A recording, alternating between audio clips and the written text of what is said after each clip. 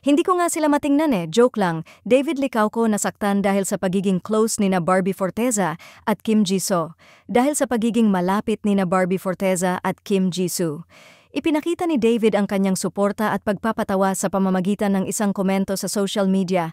Nang makita ang larawan ni na Barbie at Kim Jisoo na magkasama, nag-iwan siya ng simpleng "I" sa post na ikinatuwa ng maraming netizens. Masaya naman si David Licauco sa tambalan ni na Barbie Forteza at Kim Jisoo. Ayon sa mga ulat, nagpapakita siya ng suporta at positive vibes sa kanilang tambalan. Sa kabila ng mga usap-usapan, hindi siya nagpapakita ng anumang senyales ng pagkaselos o pagkadismaya. Ay kilala rin sa pagiging mababang loob at tuwang-tuwa sa tagumpay ng kanyang mga katrabaho. Kaya't natural lang na magkaibang proyekto sila ni Barbie, ngunit nananatili silang magkaibigan at supportive para sa isa't isa. Samantala, ipinahayag ni Barbie na magkakaroon pa rin sila ni David ng proyekto ayon sa kanya. Very soon actually. I can't wait. Siyempre, may barda pa rin this 2025. Hindi pwedeng hindi. Maraming fans ang excited at hinihintay ang tambalan ni na Barbie Forteza at David Licauco.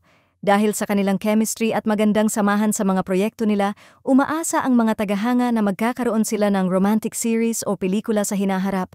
Tulad nga ng sinabi ni Barbie, maraming mga fans ang naghihintay na makita ang kanilang romantic story sa telebisyon o pelikula, kaya't siguradong magiging isang hit ang kanilang pagbabalik.